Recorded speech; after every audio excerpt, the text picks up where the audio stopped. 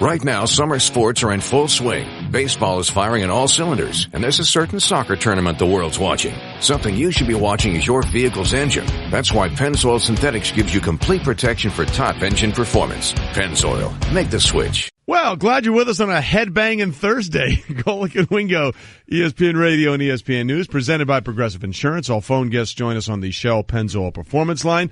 Mike Golic Jr., Trey Wingo here in our Bristol studios, in our confines, in our comfy home space. And Mike Golic Sr. is out on the road in Chicago, but for a very, very good reason, my friend. Yeah, at the end of Mike and Mike, for 18 years, one of ESPN's gift to us. Wait a minute, you were on a show before this one? Somebody said that. I did not know that. Now, next you're going to tell me that you went to Notre Dame. Yes, I did. Okay. So the guy sitting next to you. Get out of here. So they gave us a gift of a playground to be put in a certain area that was agreed upon, and they used the company Kaboom, which is a national nonprofit that brings balance, active play to the daily lives of all kids. A lot in poverty areas in America, but to help kids, give them a place to play. So we looked at a lot of different places in Chicago. And everybody settled on the Rosa G. Maddock Elementary School in Burbank, Illinois.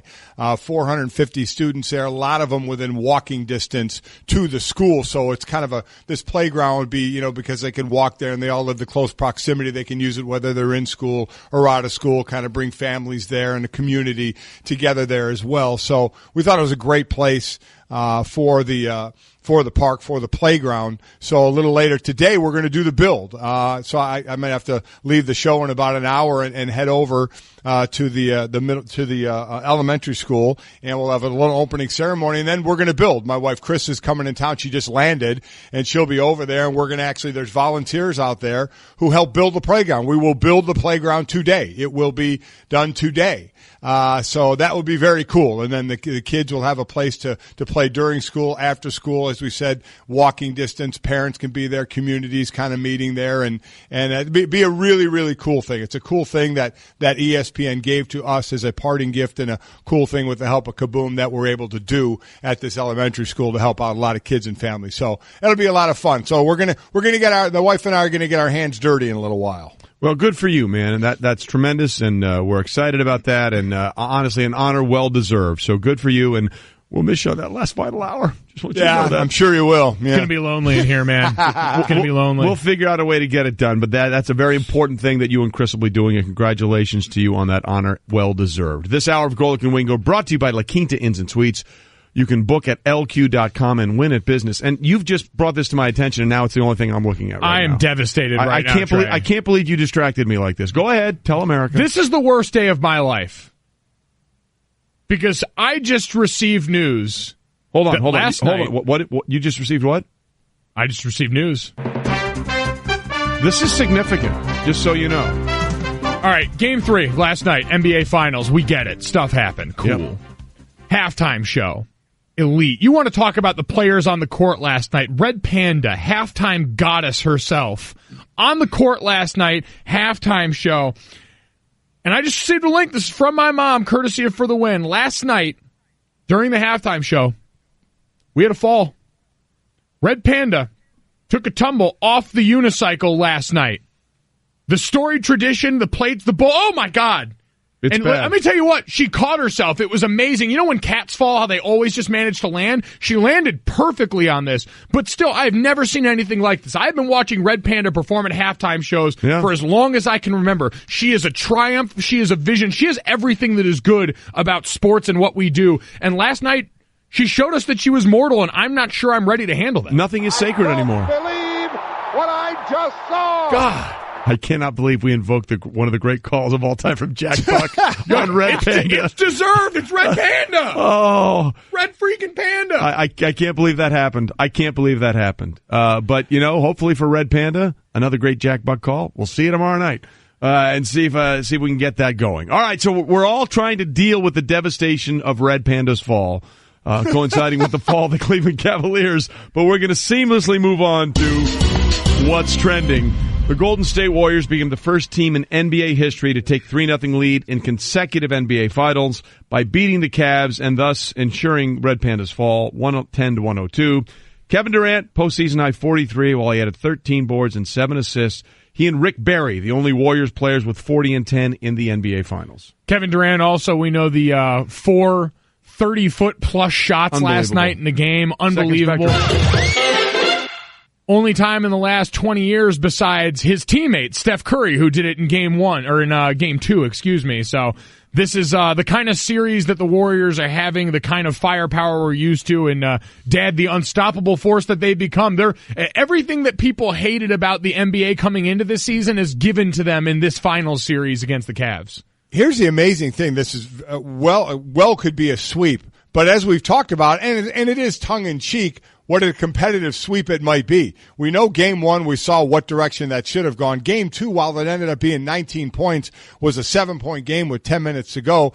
And game 3, under a minute to go, Golden State's up 3. It was that Kevin Durant dagger 3 that really sealed it there, but with under a minute to go. So I've been very impressed with the competitive nature of this, but it goes back again to what LeBron said after the game, especially when you have a close game. You can't make the mistake against a better team. And he made the comparison to the New England Patriots. He said, they don't make mistakes, and when you make mistakes, they capitalize it. And that's exactly what Golden State does. If you give them an opening, if you make a mistake, they're going to make the most out of it. Now, they can blow you out, but they haven't here. But when you make the mistake, they take advantage of it enough to get the win and be up 3-0. Boy, it's like you knew what LeBron was going to say. It's almost like, playing the Patriots. You just can't have mistakes. They're not going to beat themselves. When you're able to either force a miscue on them, you have to be able to capitalize, and then you have to be so in tune and razor sharp and focused every single possession. You can't have miscommunication. You can't have laws. You can't have my faults or my bads and things like that, because they're going to make you pay. And when they make you pay, it's a 3-0 or 6-0 or 9-0 run, and it's, and it comes in bunches. So, the room for error is just, you just can't have it. And we know throughout the course of a 48-minute game, there are going to be plays where, it was a miscue there or it was a miscue there. But, for the most part, throughout 48 minutes, you just can't have a bunch of those, not especially against this team. And that's LeBron sounding off on Golden State. Sound off brought to you by ADT. Considering home security? ? Consider this, period. For 140 years, ADT has helped stop more crime than any other home security company. Visit ADT.com to learn more. Staying in the NBA, the 76ers now say they don't believe President Brian Colangelo had knowledge of the burner Twitter accounts he's been linked to, that according to a report from NBC Sports in Philadelphia. However, the Sixers are reportedly trying to decide if he can go forward or they can go forward with Colangelo after sensitive team information did go public through those Twitter accounts, which they, again, right now believe. And they had a law firm look and investigate this. They do not believe they came from Colangelo himself. I don't believe what I just saw. Or heard at this point. I'm not really sure how much of this I buy, because, again, it's how you want to phrase this. If you want to say, yeah, we're confident that none of this came from Brian Colangelo, sure. Are we confident that Brian Colangelo truly knew nothing about this? That I'm not willing to believe. Well, he has said that he has someone's out. His quote has been this: "Someone's out trying to get me, Mike." My wife? Is that? Because I mean, if they're saying that, that's kind of what we've been led to believe lately in this. I don't really know where to go now. Well, just so people understand, for clarity purposes, there have been 2 numbers of a phone number linked to that account that are the same last 2 numbers as a phone his wife uses. That's, to me, that's the X factor here. So if he didn't know about it, but it came from his wife, would he not know about it if it really did? But let me go to the bottom line here. If the team believes he knew nothing about it, but they're not sure if they can go forward with him because sensitive information was let out, well, if they don't think he knew about it, then they don't think he let the sensitive information out about the team. How could they let him go? I mean, it would be head-scratching to say, we don't think he had anything to do with this, even though sensitive information got out. What would be then your cause for saying, but we don't think anybody trusts you anymore? Well, we just said we don't think you had anything to do with it. Well, then it becomes perception versus reality, right? Because there was some stuff that was pretty damning of Joel Embiid on that. Is that relationship going to be okay and repairable? And would other free agents or free agents in general want to come there knowing that this stuff might be out there? Look, you're right. I don't think you can say because of this happened and you can't link it directly, but then there's this the perception cloud, which I think is where this all sort of falls into. And this is why I'm sure the legal team's working overtime, because if you're going to make this kind of decision, you've got to have something ironclad to tie it to, because this seems like something where if you're not careful, wrongful termination could absolutely be a route that Brian Colangelo could go if this ends up costing him a job, right? I agree. Yeah. So listen, as our old friend Andrew Brandt likes to say in situations like this, there will be lawyers and there will be billable hours. But it's going to be interesting to see how it plays out, because if they can conclude somewhat definitively that he had no knowledge of this and they believe him, it's going to be hard, to your point, Mike, but there's going to be a specter that every free agent is going to have to deal with. Well, hey, can I trust that my sensitive information won't be coming out somewhere that you might tell it to somebody who then might put it out there? Yeah, I get that. But if your team says, we don't think you put any of this out there, we believe you, but you know what? We just can't have you around. That would be tough. If I were Brian Colangelo, I'd be, wait a minute, what the hell's going on? You just said you don't think I did anything. But I get what you're saying. And a lot would come and it would be from the players if you lose trust in him, or other free agents maybe would lose trust in him. But I think the 76ers are in a very, very tough position if they truly believe that report that he had nothing to do with it, to say, hey, Brian Colangelo, you don't have a job with us anymore. Yeah, and we'll see how that plays out going forward. But again, no definitive decision has been reached. But the report was that they believe that he was not aware of those accounts or was not linked to them in any way, shape, or form. Well, and then there's this. Look, first of all, congratulations to Kyler Murray, because if you have a skill set that someone is willing to pay you, I am all for you getting your money whenever you can and as often and as much as you can. The Oakland A's took Oklahoma quarterback and Oklahoma outfielder Kyler Murray with the 9th pick in the draft on Monday. Murray's response said, hey, I want to play football for Oklahoma, and the A's are okay with that.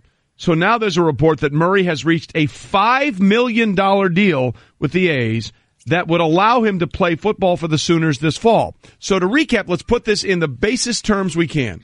He's going to be an Oklahoma football player this fall, yet he is going to sign a contract that will pay him $5 million.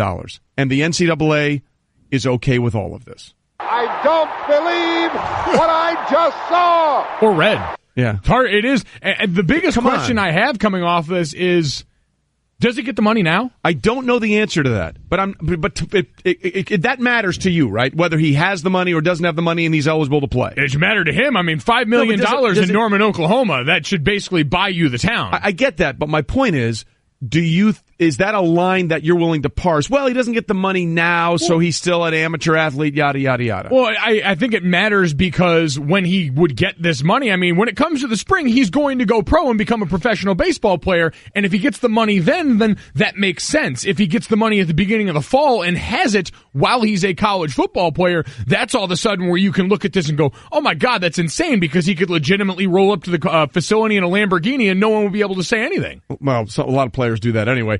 Mike, none of this makes sense to me, because the NCAA, and Mike Jr., you know this, you were friends with that offensive lineman that got tagged for eating too much at a buffet as an extra benefit. That's a rule in the NCAA, but it's okay to sign a contract that guarantees you $5 million. Yeah, you're still eligible to play. Come on, man. Yeah, Mike, who was that? Gabe Eichert? Gabe Eichert, the Oklahoma offensive line, got popped for going back up for seconds at I think an alumni-led brunch or luncheon that they had to pay back. How dare they? I think it was under $5 each, something like that, the value of the meal.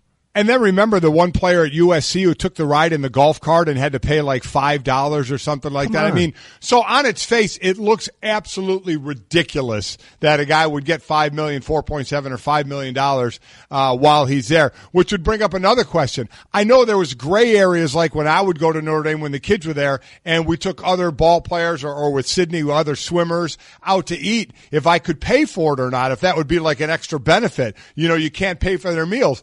Well, what if this kid just paid for meals all the time? What if it's a player doing it? I wonder if he would be allowed to take a bunch of players out and pay for all of their meals, or if he would get in trouble for that. I mean, it blows my mind, some of the small things that you look at and shake your head, yet you can give a guy a check or he can make $5 million and still play football. The interesting thing I'll say, and why I can almost rationalize this in my head a bit, is that you're allowed to have jobs when you're in college. You're allowed to have another job outside of your sport. You're just not allowed to be paid for the specific sport that you play. But when you work in the summer, we remember in the past, there's been some of those scandals surrounding guys working at car dealerships and getting paid an inordinate amount of money that you wouldn't get paid for working that job normally. But if you're paid a fair wage for a job, you're allowed to earn that during your time as a student athlete. So really, he's just being paid a fair wage for a job that's not being a football player in that given sport. So I get because it's another sport, it looks funny, but as far as the rules, this stuff has been happening. Guys have been getting paid while having other jobs in the realm of being a collegiate athlete. You done? I mean, I'm just saying it makes sense. Let me know when you're done. It makes sense. Because that makes no sense whatsoever. How does that make no sense, Trey? It's another job that's not playing football. It's very easy to understand. Okay, here's it's very simple. Here's why I can understand. You ever heard of Jeremy Bloom? You know who Jeremy Bloom is? Sure. Do you or not really? Okay, Jeremy Bloom was a... Thank you. Oh, yeah. Settle down, Sparky.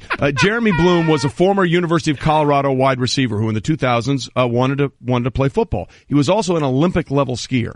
And the NCAA denied him making endorsement money for the Olympics, another sport that he was not that was not NCAA sanctioned because that was against the rules. So he couldn't make money off endorsements, which he needed to keep his skiing fund, keep his Olympic dream going. But he had to stop that and not take a single penny because he was playing NCAA football. Well, it's listen, endorsements. Here's the thing, though. While I agree it was ridiculous, because I certainly remember that, that's different than what Mike's talking about. Mike's talking about wages and value for a job. This was endorsements. This wasn't wages for your job. It was endorsements. It was supposedly extra. And I know it's what helps them do what they're doing, but from a technical standpoint, there is a difference. I think it's all ridiculous. I agree with you there, Trey, but there is a difference to getting a wage for what you do and then something else that you do, and you get extras because you're, promoting a serve or a goods for them or a product for them. How can anybody be okay with the NCAA saying you got to pay $5 back for an extra buffet line meal? Oh, no. And then they're okay with, hey, make $5 million, come back and play. Hayden Hurst, this past draft, made $400,000 as a signing bonus and then pitched for a while. And clearly a professional athlete in every way, shape, or form you could possibly be, he was still okay to come back and play football. Oh, listen, I'm telling you, the optics of it look... It's ridiculous. It's ridiculous. It looks laughable. There are a lot of things... It is laughable. There are a lot of things wrong with the NCAA, Trey. I'm just telling you for this one, it's kind of easy for them to explain away based on the rules as they currently sit. The example that you gave me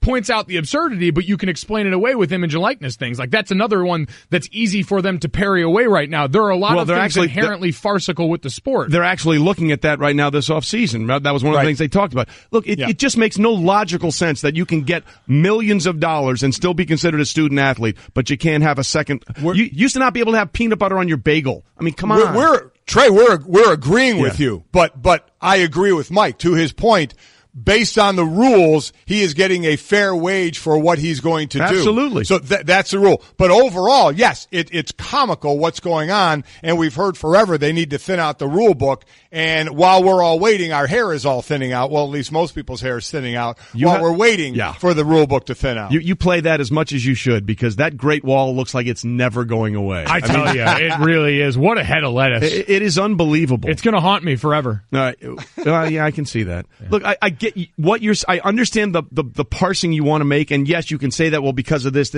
but in the big picture, none of it makes any sense. None of it makes any sense. And they've got to have more sensible rules with this kind of stuff.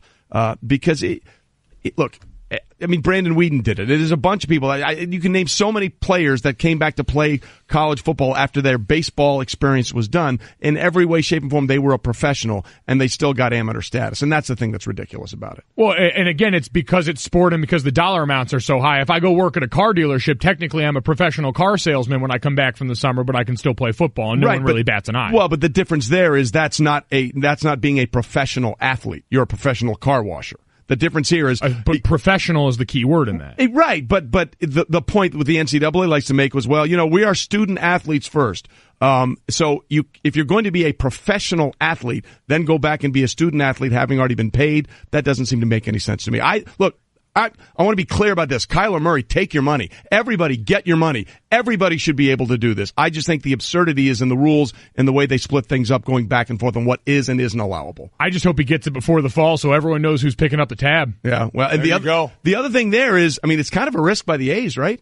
I mean, it's a huge risk that they acknowledge, which shows you how good this kid must be, right? Exactly. I mean, the risk really here is with Oakland. There's no risk for Kyler Murray. I mean, worst case scenario, he walks away with $5 million. If that's your worst case scenario, you, my friend, are having a very, very good day. Golic and Wingo, presented by 1-800-Flowers.com. Surprise a friend or loved one today with a bouquet from 1-800-Flowers.com. When you order a dozen multicolored roses for only $29.99, you'll get another dozen absolutely free. Go to 1-800-Flowers.com/ESPN. All right, coming up, has this been the most competitive 3-0 start to an NBA Finals? Are we really going down that road? It's the most competitive sweep ever. We'll go on a booze cruise and ask him about it. Next. You're holding up the line, ma'am. What did you say? You're next in line for the water slide, ma'am. Feet forward and enjoy the ride. Okay, dearie. This does look fun. Whee-oh! You melted me. I've melted.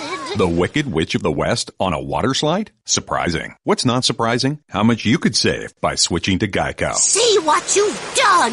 Oh! Geico. 15 minutes could save you 15% or more. Golic and Wingo with you, ESPN Radio and ESPN News, presented by Progressive Insurance. All phone guests join us on the Shell Pennzoil Performance Line. And, ladies and gentlemen, it's time for a Thursday booze cruise. Two-time NBA All-Star Carlos Boozer joins us in studio, giving us the Straight Talk, brought to you by Straight Talk Wireless. Best phones, best networks, no contracts. Okay, this is something Senior here has been pushing, and I think I'm all in on this. Because it looks like we're going to get a sweep, right? You think we're going to get a sweep, Carlos? Bring the brooms out. Bring the brooms out. We're going to get a sweep on Friday. But we are declaring this the most competitive sweep in NBA Finals history. We are pinning our hopes on that. How do you push that, though? Golic, explain. Talk to me, Golic. Well, I mean, listen, I'm trying to do anything here to make it sound like it's competitive. But game one, we all know what happened, how it should have gone Cleveland's way, but didn't.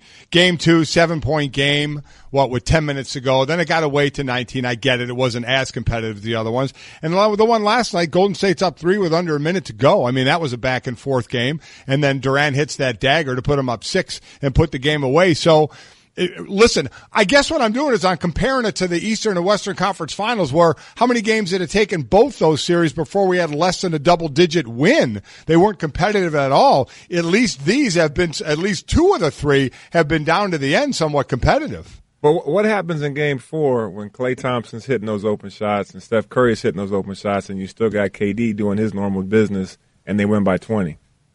I'm only talking about the first 3 games, man. Game 4, I'm not talking about yet. Right. No. I don't think he's buying the premise. I don't think he's buying the premise. Carlos, I'm trying some way. I like the effort because honestly, like you said, was right. You know, Cleveland should have won Game 1. Should have, could have, would have. They didn't, but they should have. And then Game 2, the Warriors just, obviously. Steph Curry went nuts in the fourth quarter. Correct. Let's be honest. 9 3-pointers. Yeah, 5 for 5 in the fourth quarter. He went nuts. Last night was actually a really good game down to the stretch, and then we just expected maybe LeBron can make a couple plays happen, they get on top, but KD was too much. And I think I understand the larger point my dad's making is I was surprised when this Cavaliers team stepped on the court. We understood LeBron James was there, but for the most part, we looked at this and said, this is a gross mismatch. Golden State should win this running away. We should expect a sweep. But Cleveland has looked like they've belonged in all of the games that they've played so far, save for a couple of instances in there. And that surprised me enough that I guess that they've been that competitive in the truest sense, that they've gone out there and not looked grossly outclassed. Yeah, very true. They actually, all the games have been very good except the second game and fourth quarter. But even last night, you got help from Kevin Love. Kevin Love played great. Rodney Hood came off the bench, did a great job of giving them a huge spark. J.R. Smith had a good game, shooting wise as well. And then LeBron puts up another 30-point triple-double. It's actually a really good game. They're winning the first half. It goes back and forth a little bit in the second half. And then obviously Golden State closes it out. But it's actually been 3 pretty good games except for the fourth quarter of Game 2. Well, okay, so I think you might be right, Golden. I think you we've might got be it. right. You might be right. I think we talked him into it, which, by the way, either says great things about us or terrible things about you. I'm not sure which way this works. This 2-time NBA All-Star Carlos Boozer is in the studio with us. Okay, now it brings up to the bigger question here with Golden State. Is it just it's an unfair fight? I mean, look, I mean, when you lose, when Steph Curry goes 1 for 10 shooting and Klay Thompson isn't much better, but the rest of the team shoots 65%, is that more on what the Warriors are able to do, or is it on the defensive problems that Charles Barkley said makes the Cavs the dumbest team he's ever seen? Yeah, I mean, the reason why Charles is saying that because he's Charles. Yeah, I mean, Charles is great, but even for me, like I don't understand why you're switching big guys on KD or like at the end of the day, keep LeBron on KD. Let LeBron and KD just go at it. Let LeBron match up with him, try to stop him, slow him down. But instead, you end up having Larry Nance Jr. on him, so KD's going to work. You end up having other guys, Kevin Love on him, he's going to work. Then the same thing happens with the Steph Curry switches. That you end up putting Kevin Love guarding Steph Curry. It's just not fair. Those guys can't guard those guys, but LeBron can. So at the end of the day, bottom line is Golden State has too much. In a game where Klay only has 11, Steph only has 10, I think Draymond had 10 as well, and they still get beat by, 8 points or whatever it was. So 8 points. At the end of the day, they just have too much for this Cleveland team. Two-time NBA All-Star Carlos Boozer here with us, and I want to stick with that because I got to imagine then with that's a game plan directive, yes. And with a team with a guy as veteran as LeBron James, you got to imagine he has some input. So how do you come to some decision like that, understanding how much it's going to compromise you? Is the thought process just rest for LeBron James? I mean, obviously he's carrying a huge load offensively to carry that team to make it competitive, but also from an offensive standpoint for Golden State, they do a lot of running, a lot of switches, a lot of motion offense. They're all over the court. Steph Curry's one of the best at relocating for open threes. Klay Thompson does a good job of that as well. So I'm assuming that the coaching staff and the players are saying, let's just switch everything, guard them as best as you can, and we'll do a good job of helping you. Because you look at the shots that KD's taking, it's fallaways, it's 30-foot threes. It's not every play isn't a dunk at the rim. So they're doing a decent job of making him take tough shots, but he makes tough shots. All those guys do. Klay does, Steph does, all those guys do. Well, so we know what direction this thing is going to go. It's just a matter if it goes in 4 or in 5, probably there. I doubt it would go 6. And we know how good Golden State is for the next couple of years. If LeBron is to be at one of the best or the best in the league for another 3 to 5 years, which would be something, and if he wins another NBA championship, will it be for a different team?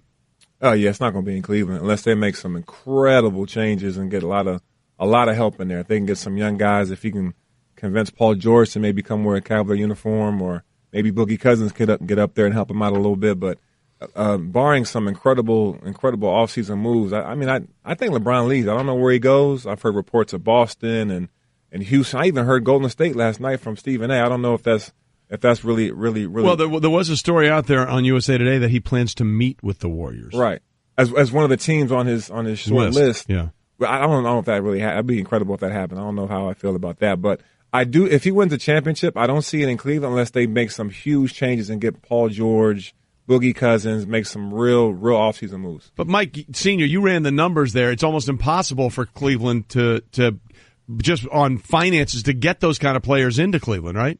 Yeah, if he stays, all they have to offer is the mid-level at 5.5, and if he leaves, they have some tax-exempt mid-level at like 8.6 or something like that. So you ain't getting Paul George or Boogie Cousins for that. So they're in a world of hurt. It does look more and more like he would leave. And so in your mind, Carlos, would it be better for him to stay in the East somewhere, be it Philadelphia where we're here, or go over to the West? Yeah, I think it's easier for him to get back to the finals in the East. I just feel like the West is loaded. I think Houston's very good. Barring to see what happens with Kawhi Leonard and San Antonio, they're going to be very good again. And obviously Golden State being the chance. But there's other teams like, Portland maybe they had an unfavorable matchup. Seeing what happens with New Orleans, with Anthony Davis and Boogie Cousins down there. I think the best route for him back to the finals will be in the Eastern Conference. So that Boston team looks pretty, interesting, as well as Philadelphia. Yeah, and I guess sticking with that, and we started the season thinking this was going to be the outcome. We got this outcome at the end of the season, but along the way it felt different. When you look back at this year in totality, this playoff run, what's your biggest takeaway that might give us hope for the future? Yeah, I think this was more entertaining. It ended up being the same result, Cavs versus Warriors, Warriors versus Cavs, but, we saw a very surprising Boston team emerge and get back to the conference finals without two of their main stars that they built the team around. We saw a very surprising young Philadelphia team emerge to be one of the up-and-coming teams in the Eastern Conference. Toronto ended up running into Cleveland again, so that's the same old story. Obviously, LeBron did a great job of putting his team on his back, as he called it again, and lead them to the finals. And then the Western Conference, if Chris Paul doesn't get hurt in Game 7, maybe we have a different outcome in that series. But also, conversely, if Iguodala doesn't get hurt in that series, it might have ended sooner as well.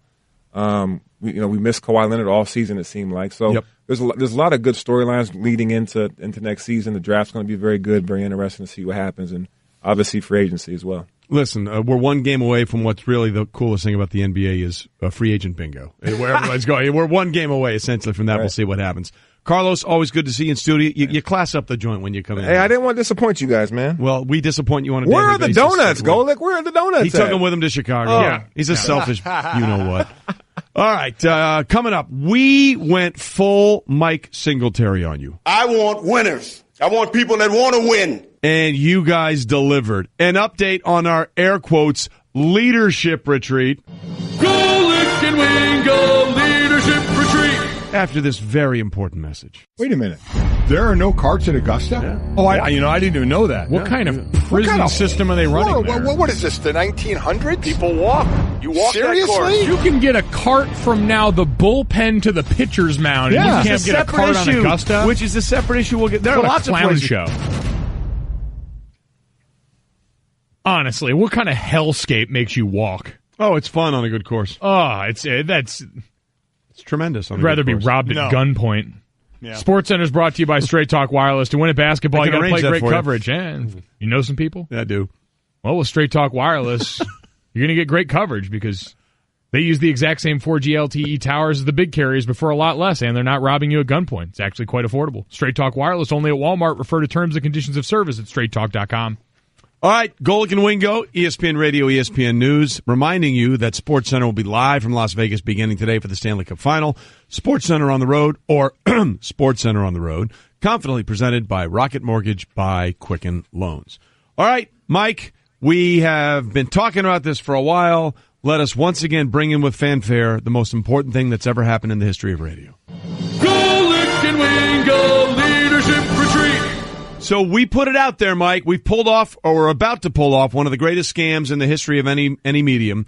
We're getting the company to pay for us to go play at Pinehurst, and yes, it's a, air quotes, leadership retreat. We asked our viewers and listeners to come in and give us submissions to make them worthy of coming with us, and it is that time to announce the winners of that category. I want winners. I want people that want to win. Okay. Ooh, you got them? Let's do it. Let's go.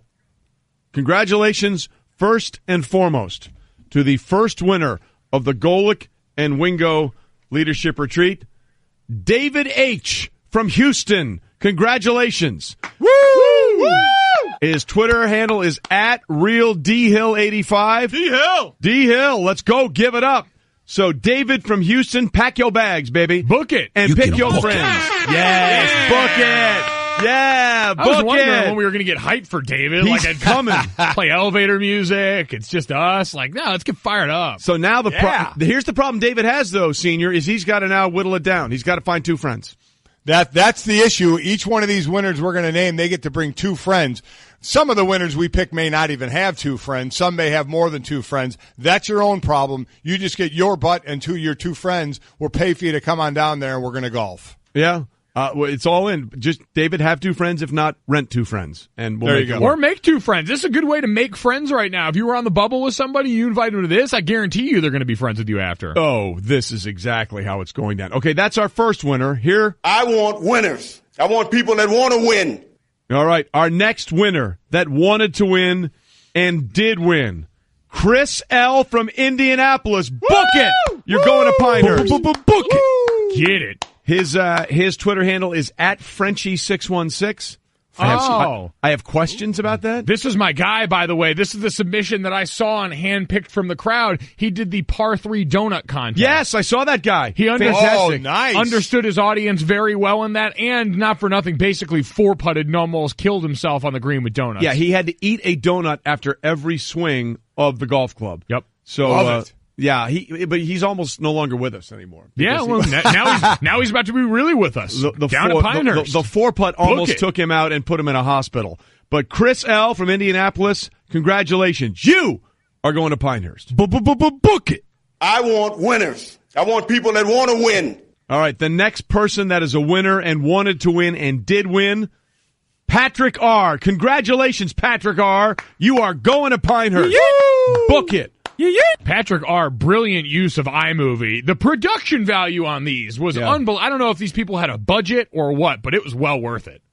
His Twitter handle is @PatRobertRyan. So congratulations to @PatRobertRyan. I mean, he had like the full video screen, like a movie trailer, a preview green screen in front of the whole thing. I mean, are we going to be tweeting these out from the Twitter account? Yeah. Because they deserve to be seen by the world. Yeah, this one is incredible. A man looking confused in a field. Yeah. By the way, I love that we've gone with the first name and initial of the last word. It makes me feel like I'm right at home watching The Bachelor. This is very good. I mean, but the whole thing, I mean, he made it like a movie trailer. It was really good. And his flow is very strong, by the way.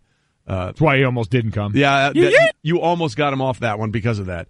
And ladies and gentlemen, we have one more winner to announce. I want winners. I want people that want to win. Do we have a drum roll? I don't know. Do we have that? Nope. We don't have a drum roll? So we'll just do this again. I want winners. I want people that want to win. And this is the last one. Yeah, there we go. The last man coming with us to Pinehurst. Oh, I'm upset about this already. Yeah. Justin P., congratulations. Yeah. And Number one. And here's why I'm a little confused. His Twitter hashtag is @NDHockey10. Ooh, yeah. Now, is this North Dakota hockey or is this Notre Dame hockey? Come on, man. North Dakota hockey. North Dakota hockey is real. Yeah. It's a real thing. Yeah, for maybe if you want to do a little boy hockey, man hockey, you can play Notre Dame. Well, wow. So I'm listen, I'm just saying, if this is a Notre Dame hockey fan, there will be some controversy in the winners. Oh, no, we've seen in his bag, he's got the Notre Dame Leprechaun Club head cover. That's what I'm talking about. See, congratulations to all four. Now the fun's going to be, we need to find out how good of golfers they are. Yeah. Well, and who's going to be paired. Who's going to be paired up with who in this? With you golfing, Mike, myself, and Stugotz. Who do these guys get paired with? Well, Stugotz maybe, if there's time. We're still not sure about that. And the cart thing. Yeah. They're letting us take carts, right? Oh, yeah. What cart thing? Okay. Yes, we're God. taking carts. That's not an issue. I wasn't sure how serious you guys were about this travesty. I was. No. He wasn't. All right, so congratulations. Those are the four winners. Hey, Mike, congratulations to you. I know you got to go for the ribbon cutting ceremony at the playground. Well-deserved honor for you and Chris. Well done. We'll see you back here whenever you come back. I don't care. Coming up, we got Stugotz next. Maybe he'll golf with us. We're not sure. Right now, summer sports are in full swing. Baseball is firing on all cylinders, and there's a certain soccer tournament the world's watching. Something you should be watching is your vehicle's engine. That's why Pennzoil Synthetics gives you complete protection for top engine performance. Pennzoil. Make the switch. In honor of Red Panda, Boy George and Culture Club, I'll tumble for you. Glad you're with us. Golic and Wingo, ESPN Radio and ESPN News, presented by Progressive Insurance. All phone guests join us on the Shell Pennzoil Performance Line. For those that weren't with us earlier, the most shocking development of Game 3 of the NBA Finals, Mike Jr., happened at halftime. There were a lot of stars out last night on the court. None bigger than this one. None bigger than the halftime show in Red Panda, who is an icon in the sport, and last night stumbled and fell in a way that a lot of greats sometimes do, but this one hit me. Red Panda is built into the fabric of my childhood in halftime shows. I don't think I've ever seen her fall off her unicycle. It was like a 20-foot unicycle way up there. Yeah, I mean, quite the opposite. She's usually just stacking plates on her head. Yeah. She's doing the most incredible things you can do on a unicycle, and last night was a humbling moment. So for all of us this morning, we need to rally behind Red Panda. She's had our backs for years on the court. Now we need to have hers. We've got it. Prayers for Panda. Thoughts and prayers for Red Panda as we are here for her as she continues her quest to be the unicyclist queen that she has been for all halftime shows that I can possibly remember. By the way, that's alliteration, Trey. There you go. A lot of alliteration from anxious anchors placed in precarious purchase. Thank you very much. Why have you been doing this thing where it seems like you don't understand alliteration for so long, but you just did it? That was beautiful. What was that again? That's a lot of alliteration from anxious anchors placed in precarious purchase. That's a line from Broadcast News. Stay Wingo. Look it up. That's nice. There you go. Mike Jr. is here in studio. Your dad is no longer with us. Wait, that sounds terrible. Your dad is not with us today. Whoa, we can't just be killing people on the show. Well, it happens sometimes. So he is in Chicago celebrating the gift that ESPN gave him and Mike Green Greenberg for the end of Mike and Mike. They are building a playground in Chicago today. Yeah, the group Kaboom is helping them pull that off. But my mom flew out there this morning to go meet them. They're going to be there for the ribbon cutting ceremony. They're going to help, get their hands dirty and build a little bit, but all in the name of a great cause. It was an awesome idea. I remember when they brought that up at the end of Mike and Mike. It was something that was cool. It was unique. It was different than the normal gift, and I think this will be one that they can look back fondly. My sister, who lives out in Chicago now, so will certainly be there plenty. She's probably just going to be at the playground all the time. That is true. That seems like the Sidney Golic personal playground out there, which is, she needs a little activity. It's nice. Good for them, good for her, and good for them building it. So congratulations, a honor well deserved. And by the way, speaking of honors well deserved, we just announced our 4 winners of the Golic and Wingo Leadership Retreat, or as it's more commonly known, Golic and Wingo Leadership Retreat. And I just watched the winners for the first time. Unbelievable the production value of what those guys were able to put out there on Twitter. Thanks for being part of the decision-making process with us, Trey. No, I was specifically on the hands-off. I was told not to be a part of it. I did not want to influence the judging in any way, shape, or form. I wanted them to have their own thing, have their own platform, and then the people would come and say, hey, look, these are the things that we think are the winners. Well, let me tell you what, as someone who personally, and by the way, painstakingly poured through all of the video entries in this, we had some elite finds, man. These people went above and beyond the Call of Duty. There was great production value. There was, I want to nominate a couple of these for Oscars in editing because I was floored by the job that these people did. They're absolutely great, so we're looking forward to it. We're reaching out to them. The hard part for them is now they've got to pick who they want to play with, and they've got to pick the 2 friends they're bringing. So we'll see how that all shakes out. Meanwhile, former unified junior welterweight champion Terrence Crawford goes up in weight to challenge welterweight world title holder Jeff Horn in a fight that will air live on ESPN Plus in the United States at 9:30 Eastern on Saturday, June 9th. From the MGM Grand Garden Arena in Las Vegas, Horn won the title by defeating Manny Pacquiao in a big upset in July of 2017 in Brisbane, Australia. So you'll want to check that out on ESPN Plus. All right, Golic and Wingo here with you, and it is that time of the week again, ladies and gentlemen. Well, we bring in Stugotz from the Dan Le Batard Show with Stugotz, named Best Radio Personality in 2016 by the Miami New Times. So congratulations, Stugotz, for that. I was? Honor. Wow. Yeah, that's what it says here. Yeah. So congratulations. News to me. Yeah. How about that? Congratulations to me. Yes. How about that? I mean, that's amazing, huh? Well, what's also amazing is we have our winners. Now, are you ready? Are you already packing? Are you working on your game as we get forward for Pinehurst? I know you've been working on your game, Trey, because I haven't seen you around that much lately. So that means you've been out there golfing, right? Actually, I was moving my kids out to Los Angeles, but that's a separate issue entirely. Okay, well now, thanks for making me feel bad. Okay, but you weren't working on your game at all? You didn't get out to like Riviera or anything when you were out there? What's going on? Didn't seem like that was the ideal parenting moment. Yeah, you guys unpack. I'm going to go play 18, and then I'm going to hit Bel Air. I'll see you a little bit later. No, didn't go that way. Let him figure it out, Trey. Let him unpack. You go cut the cord. Just cut the cord. You go play some golf. Exactly. So listen, yes, I am ready. I am working on my games. I got my, I got my clubs fitted recently. I got them shortened a little bit, and it's been life-changing for me. It really has. I'm actually, I'm playing better golf. Since I've done that, Trey. Trey, have you done that? Because everyone tells me if you get the clubs fitted, you play with them like an inch shorter than they're supposed to be, it'll really improve your game. You got to get the right shafts. People have been telling me that for years, how important it is. And I finally went and did it. And I got to tell you, it's really important. But yes, I am ready. I'm playing 18 holes a day, getting ready to take you down, Trey. Yeah, I agree with you. Look, I actually went the other way because I have really long arms and, they don't want me to scoop down for the ball. So I actually had my shafts lengthened. So my clubs are a little longer and it makes it easier for me to swing through the ball. But custom fitting, man, it's a game changer. It is a game changer in your ability to strike the ball squarely.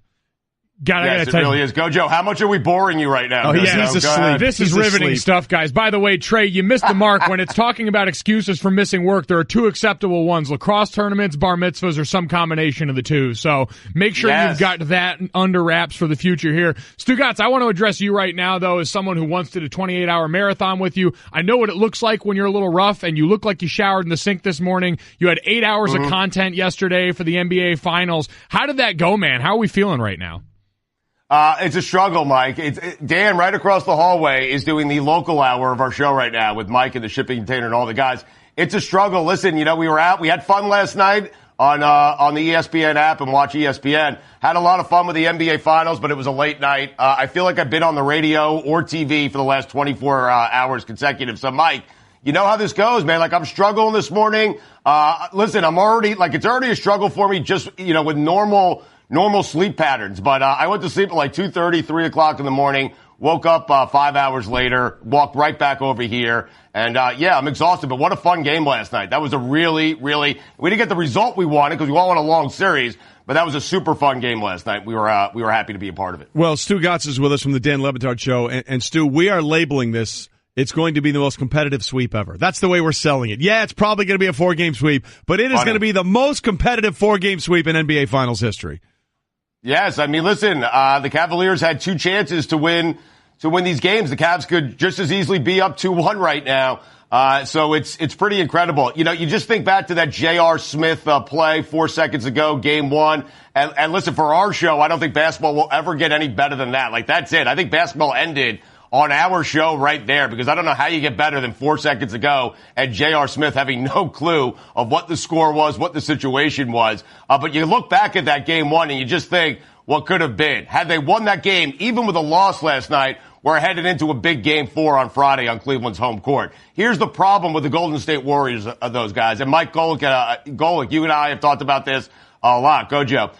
Kevin Durant just going to that team. That team was already an all-time great team. I had guys like Amin El-Hassan and Le Batard and Ethan Strauss and Stephen A. Smith, guys who follow basketball for a living, telling me that this is one of, if not the greatest teams of all time. That was before they got Kevin Durant, and then they got Kevin Durant. And so I know the NBA is healthier than ever, but man, I don't like going to a movie when I know what the outcome's going to be. We all knew Golden State, Cleveland, Golden State would win an NBA championship, and it's playing out exactly that way. And that cannot be good for the NBA, guys. Well, and Stugotz, I look at this now, and I look at who the chief player in last night was, and it was Kevin Durant. Like, not only did he make that move, but he's made it unavoidable to talk about him. So the biggest question on my mind is, Kevin Durant looks like, after last night, he's poised to win a second Finals MVP. Any of this going to count in the personal record book? And how do you feel about the reports that LeBron James is supposedly going to take a meeting with Golden State after the season?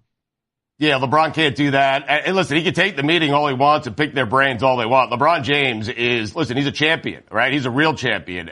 So he's not going to join that team. Now, I think LeBron's going to go somewhere else. Maybe he goes to Boston. Maybe he goes to Philadelphia. Maybe he goes to one of those teams. But there's no way he's going to join Kevin Durant and Steph Curry and those guys in Golden State. And as far as Kevin Durant is concerned, none of this counts, Mike. It doesn't matter what he does. Listen, Kevin Durant wants validation for how great of a player he is. I don't know why he needed it, but he wanted it. We were all talking, even when he was in Oklahoma City, we were talking about Kevin Durant as one of the 2 or 3 best players in the world, but he needed this validation. He thought the validation was the ring, and a funny thing happened along the way. He's not getting the validation he thought he was going to get simply because he joined an all-time great team who won a championship before he even got there. So, listen, that's just the deal for me with Kevin Durant. None of this stuff that happens with Golden State is going to count in my personal record book. And I hope LeBron does not take that same path, because if the NBA is bad now, if we know the outcome now, man, can you imagine LeBron on that team? Forget it. Why play the season? It's ridiculous. For money. That's why you would play the season for money. But yes. I mean, it's a good point, Trey. Yes, we're just being honest about it, because a lot of people will need the money.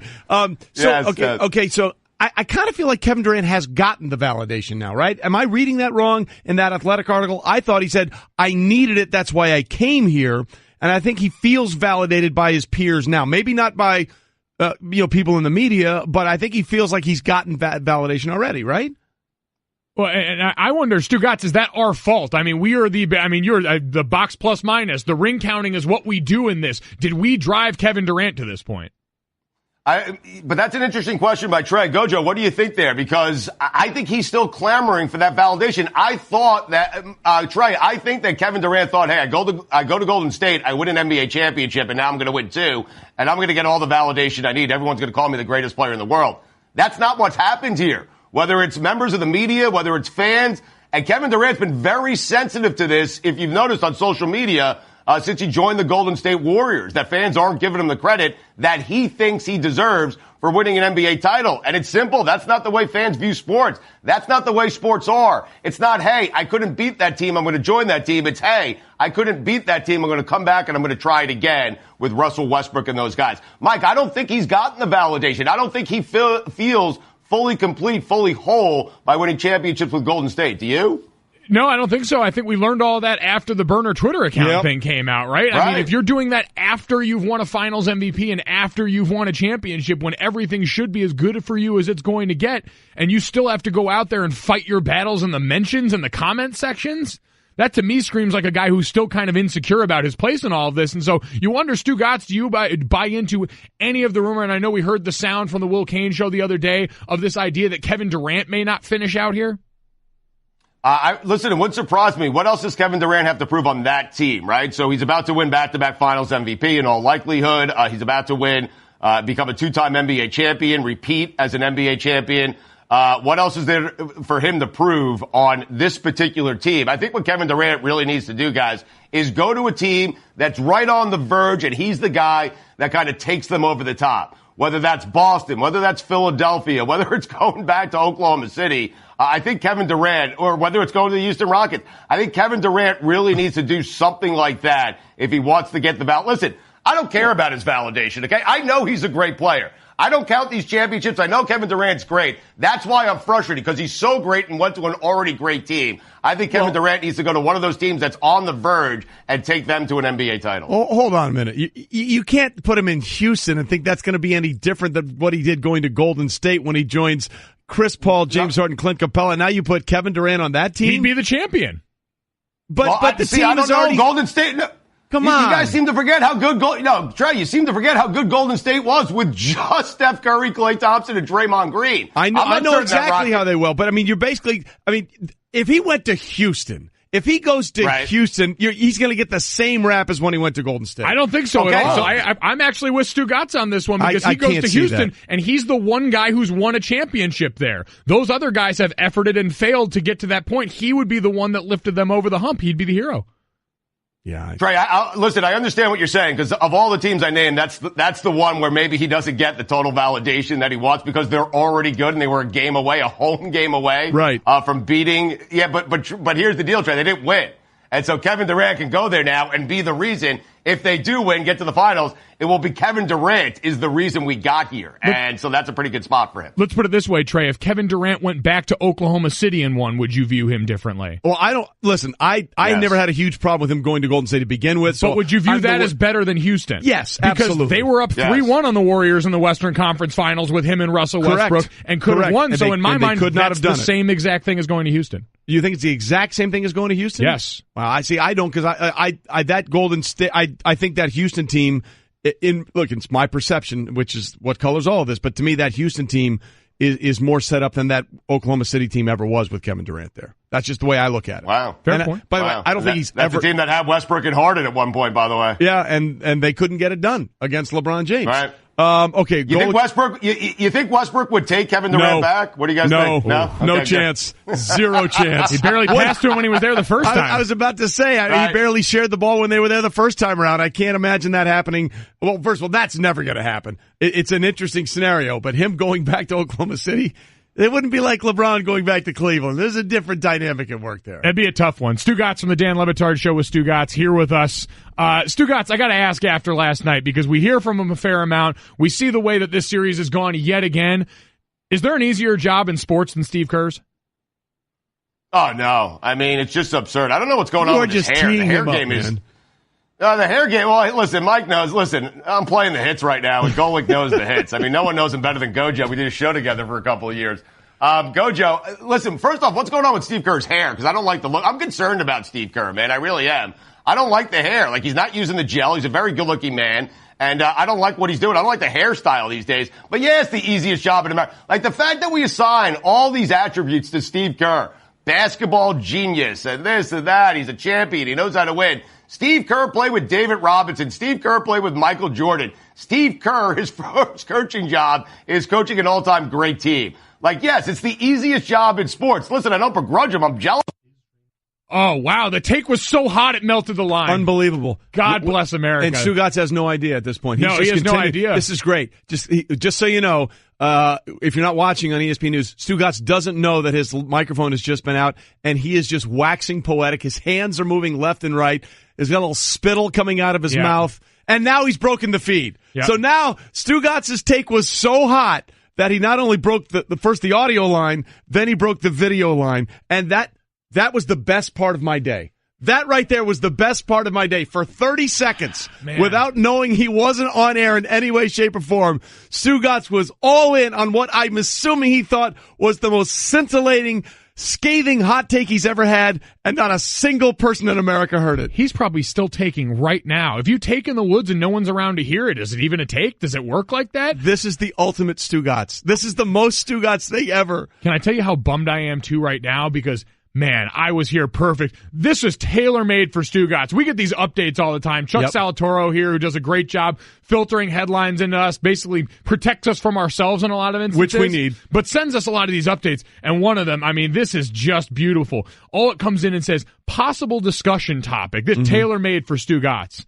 Yeah. Draymond Green, Hall of Famer. Yeah. Discuss. I mean, that what a softball down the middle of the plate for Stugotz. And now we never know. We'll never know. Honestly. What do you think, Tracy, Hall of Famer? We'll discuss it. I don't know if I've ever seen anything better in my life than what just happened. Like, I've been here for 20 years. I've seen a lot of stuff, both good and bad. Nothing comes close to what just happened. Draymond Green, great low post passer. There you go. A lot of quality defense. What do you think here, Exceptional eye poker. Yeah. tremendous ding kicker. He does all those things. You got to factor that stuff into the ballot, well, that's right? the grit. That's the grit for Draymond Green. And it's basketball, so everyone makes the Hall of Fame, right? Eventually.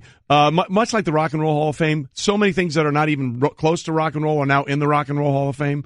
They're just bringing people in left and right. Exactly. It doesn't even feel like that much of an accomplishment anymore. It's a bummer. Again, this is the greatest thing ever. In the middle of, he was just spewing, hands left and right. Now, normally sometimes he sits there with his hands by himself, and he's just sort of warming up to what the regurgitated hot take is going to be.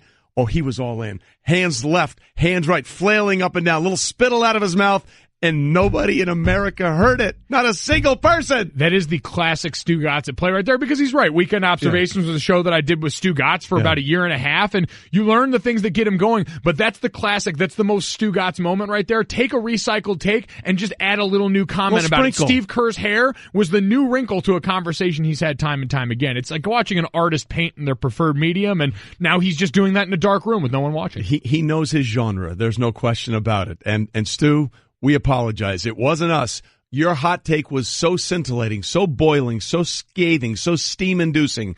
You melted down the lines of communication between South Beach and Bristol. Yeah. Impressive stuff. Put it on the poll. The Stugotz actually go back and do the last part of the Miami local hour. Yeah, he's crushed. Hard no. I'm sure he's crushed. No chance. And how much will he talk about this on the Le Batard Show coming up? How much will Dan try to stop him from talking about it? And how much will he actually talk about it? No, there's no doubt we get blamed for sabotaging. Of course we will. Book it. Of course we book it. Let's go.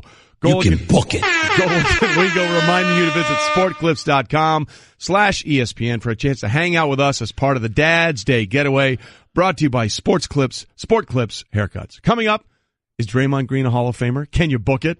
Plus, we have a message for one of our colleagues in Cleveland, but first, Mike, this. I'm just saying, there's a lot of really good arguments. I think in all of the Golden State quartet, he's probably the guy that gets the worst rap, right?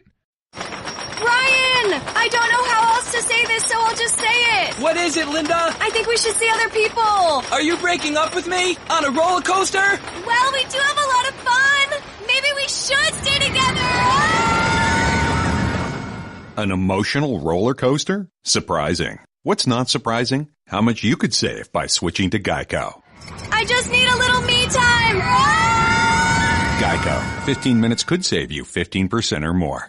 Jordan. He played with David Robinson. He took on a team that was already, on its path to be being considered an all-time great team. And we assign all these attributes to Steve Kerr like he's some sort of genius, like he has all the answers. No, here are the answers that he has. He figures out great players to play with, and he figures out great teams to coach. I have no idea if Steve Kerr is a great coach. If he wants to prove to me that he's a great coach, you know what? Go coach somewhere else and take that team. Not these guys.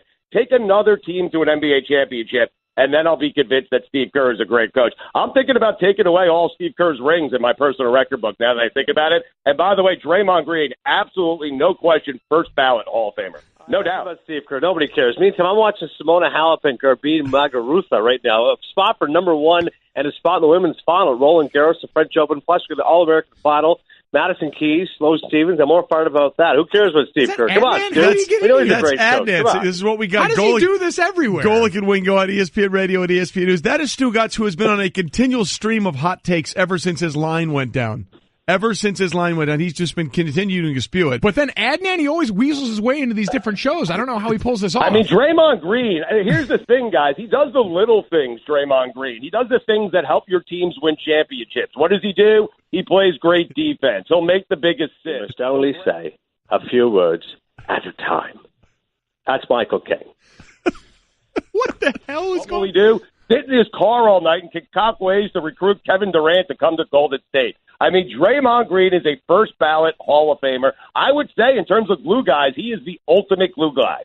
Draymond Green, Hall of Famer. It's unbelievable. Michael Caine's his own name. Here's how Michael Caine's his own name. Say my cocaine. My cocaine. My cocaine. My cocaine. My cocaine. My cocaine. My cocaine. My cocaine. My cocaine. All right, so that my cocaine. that is Stugotz just going on. And Adnan Virk, this is for those that don't listen to the Dan Le Batard show. Every once in a while, they'll just play a non sequitur rant from Adnan Virk about something going on, whether it's in tennis or movies, because the Cinephile podcast. And I have to give Stugotz all the credit in the world, because that's a getting close to Stephen A. Smith's level of ranting, just being able to go on and on indefatigably without stopping. But I mean, he's right? Can you draw up a better glue guy than Draymond Green? See, now I'm gonna have to do some thinking about this, because you could have made the case that Andre Iguodala was the glue guy for a while. And I thought an interesting point in there that we shouldn't let get lost in all this is we keep saying Kevin Durant has to leave. We're lost in all of this. Kevin Durant has to leave to cement his legacy. What about Steve Kerr? What about Steph Curry? Oh man, what if Steph left? Wow. If Steph Curry leaves, wins a title with another team, and then permanently ends the debate about whose team it was in Golden State, because then there's no question it was Steph Curry's team. Correct. Then we all know it was Steph Curry. Wow. The other guys were just glorified glue guys. Wow. That's basically where we've come on this discussion. Like Draymond Green, the Hall of Fame glue guy. Oh, someone stop us from ourselves. We are presented by Progressive Insurance. I don't think, they just told me in the area of mentions, I don't think any of our sponsors want to be mentioned with what just happened on this show. What about DXL? We are presented by Progressive Insurance. Hey, that's straight talk. Big boy. And all phone guests join us on the Shell Pennzoil Performance Line as we continue to just find our way out of a mess here that started when Stugotz's hot take burned down all the lines. I'm not sure we're going to be able to recover. That was comprehensive. Listen, we gave you comprehensive finals coverage. We've been doing that all morning because we got to hit the ancillary angles at this point, Trey. We do. We understand Kevin Durant was spectacular last night. LeBron James, his 10th finals triple-double last night? Yes. The most, two more than Magic Johnson. He was already the leader going into that. We've gotten all that stuff out of the way. So now we've got to figure out the rest of this team. We've got time to give to Draymond Green. We've got time to give to Michael Caine, saying his name like Mike Cocaine. Michael Caine. We've got time for this stuff now, and we've got to explore. It's our duty to the listener. The other thing that I'm very proud of us is that we have not gone down the Rodney Hood rabbit hole. Like, should have been playing all along, 15 points. Was really solid defensively. Maybe it all would have turned around if Rodney Hood had been on the floor. It was an interesting debate, though, because Ryan Hollins was adamant that Rodney Hood wasn't a fit yesterday, Correct. and Rodney Hood did provide some value. I mean, 15 points coming off the bench for them is exactly what we thought the formula for the Cavaliers was going to be. See, this is why we're just calling him Hot Take Hollins, because clearly his hot take was he wasn't going to be able to fit. He couldn't do anything. And lo and behold, he comes out there, shoots pretty decently after missing his first 3 shots, I believe. Yeah. Still comes through with 15 points. I think I know a little more about the NBA than Ryan Hollins. Yeah, let's go down that road again like yesterday. By the way, we also have to deal, as we continue here on Golic and Wingo, Mike Golic Jr. in. Mike is out, senior, out dedicating that playground in Chicago, and we're very happy about that. We had our friend Aaron Goldhammer from ESPN 850 Cleveland on when we were in Cleveland earlier this week, and he's still trying to figure out how he's going to pay off this bet of eating the poop. Again, he said if the Browns drafted Baker Mayfield number 1 overall, he would eat horse poop. And now he's trying to wiggle his way out of it felt like. But we have living proof that sometimes when you say you got to do something, you just got to do it. Yeah, this is the gauntlet being thrown down to our buddy Aaron Goldhammer, who we just saw go ahead and pay up because other people are making good on their draft-related bets. Hugh Jackson jumped into Lake Erie. He's already done that. And then this happened in Buffalo. So at Buffalo sports radio station, WGR 550, Ryan Gates, who's a producer and a host there, before the draft, said that if the Buffalo Bills chose Josh Allen, if Baker Mayfield or Josh Rosen was still on the board, he would quit his job. Hot take coming before the draft. Respect him going out on a limb. He put it up on Twitter. Well, we got an update. Yep. Ryan Gates came out in his Twitter and said, to those wondering if we are paying off some sort of long con about my future at WGR, we are not. Friday will be my last day as a producer for Shop and the Bulldog. Thursday will be my last day as a host for the Nightcap. I'll remain a part-time contributor, but He is. He's announcing that he is quitting his job. He's making good on it. This guy is actively affecting his own livelihood, and Aaron Goldhammer won't even eat poop. Listen, I have to say, while I admire his stick-to-itiveness and going through on his word, I don't think this is the smartest thing this guy's ever done. Oh, God, no. No, I mean, I pray he doesn't have a significant other that he is feeding because, wow. I'm hopeful that there's some clause or caveat here where he say, yes, I'm quitting my job as the producer of this show, and they're going to put him on another show. Right? There's a little bit of bet hedging in this. So he says, I will remain a part-time contributor to the station. I'm expected to remain active during Bills and Sabres season, which, I mean, football and hockey season, that's like 9 months of the year, and possibly creating a podcast for WGR and some other ideas. So this, you know what? I was willing to give him credit. And now this seems like a PR stunt. It sounds like he's trying to plug the podcast. Did we just give him PR? Well, I think we did. Wow. But is that podcast going to make up for his, as you said, a full-time job as a producer at a radio station? Man, listen, you never know. Listen, podcasting, you can make a lot of money in that now, by the way. The Cinephile podcast, check it out. I know we had Adnan Verk on here earlier. We did, as he was rambling about my cocaine. I'll be honest with you. You don't make a lot as a radio producer these days. Yeah, not a lot? No. Not a lot, so it's probably better for him to go the podcast route? Probably, although I get paid $0 to the podcast. So really what you're saying is you're screwed either way. But that's what we're learning out of this, is that either way, it's just not working out for you, right? That's the general consensus we've sort of come to here. And it wasn't working out for Ryan Gates, so he staked his future on something he probably knew had a good chance of happening. Yeah, so good for him on following through, but not good for him if you don't have something else to fall back on. Right? Yeah, no, listen. Full-time and part-time are completely different things. And I guess that's what I mean. If nothing else, Aaron Goldhammer making good on his best is still going to be gainfully employed. Yes. It's still going to be, we're talking about him. He's a homeowner right now. He's got a lovely family. I mean, I don't know why you don't just go ahead and make good on this while you've got other people out here putting their life and their livelihood on the line. Well, I think because, as he explained to us when he was on with us earlier this week, because he's worried about not his livelihood, but his life being on the line. He was trying to convince us in some way, and he might be true on this. I admit I have not done extensive research on what eating horse excrement can do to you, but his doctors have been telling him that it might be better for him to eat his own or another human's excrement as opposed to the horse's because of the bacteria issues that may be involved. And at that point, you generously volunteered. I did. Listen, I was willing to help him out at this point. You can get mad cow just walking out of the house, all right? That's something it's a risk that we all take every day. Well, listening to this show at this point is a risk that people are willing to take every day. But I think one thing we can say with great clarity is that we've had people that have made questionable bets, and they've gone through and paid up for it. And Aaron, I'm tired of you messing around with this. We finally got him to nail down on the charity he's going to do it for, yes, which was the Cleveland Food Bank, which was fantastic. So at least we got that part of it nailed down. We need to get the other part of this nailed down so we can all get on with our lives.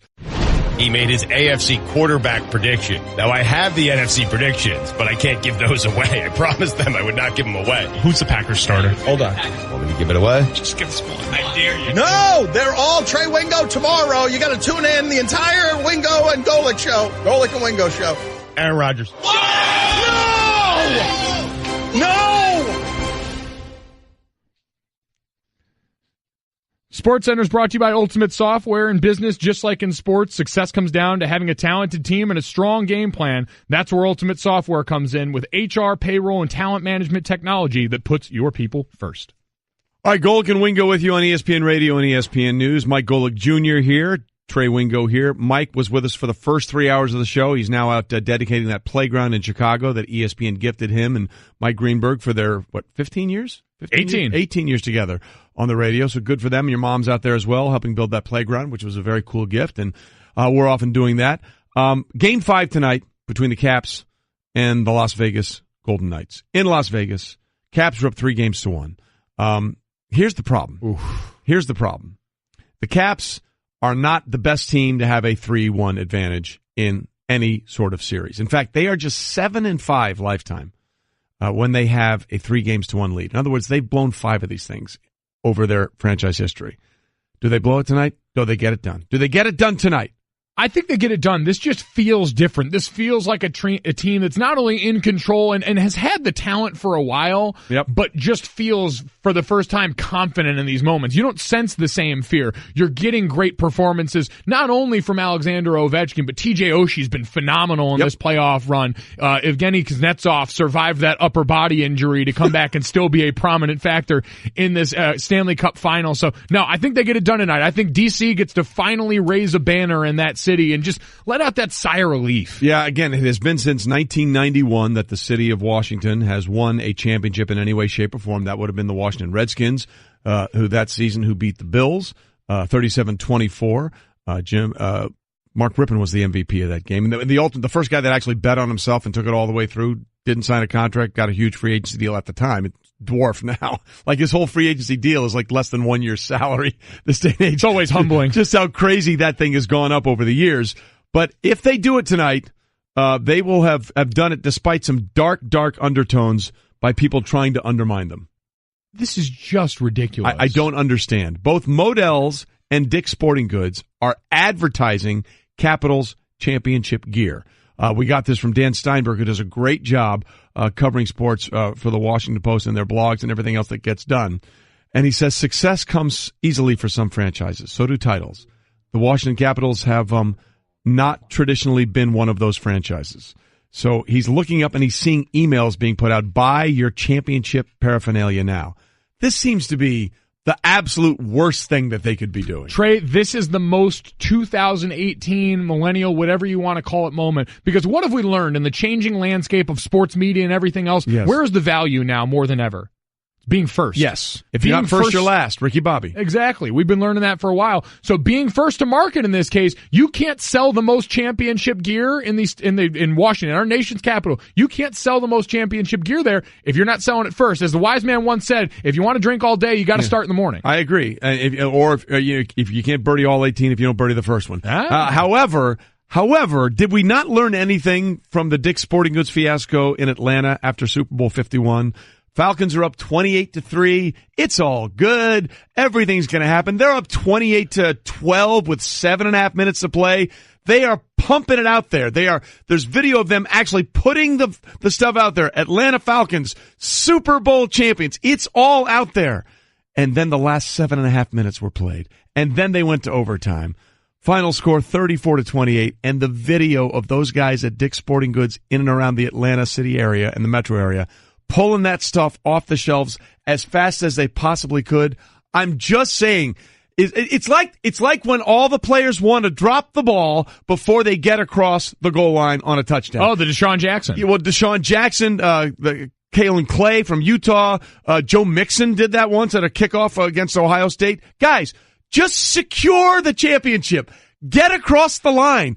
Score the touchdown before you drop the ball. Let's not go down this rabbit hole again. I think Capitals fans are like, I can't imagine good, true-hearted Capitals fans are signing up to buy this stuff now. I can't imagine it. I can't believe that you didn't find an older reference for Deshaun Jacksoning. I thought for sure you were going to say that someone had done that before. No, see, there you go. You got the old man card today. We finally have something, guys. Congratulations. We got something. Deshaun Jacksoning is ours. Kalen Clay. Joe Mixon, the year, I think it was the start of the game. That was the Ohio State game in Oklahoma.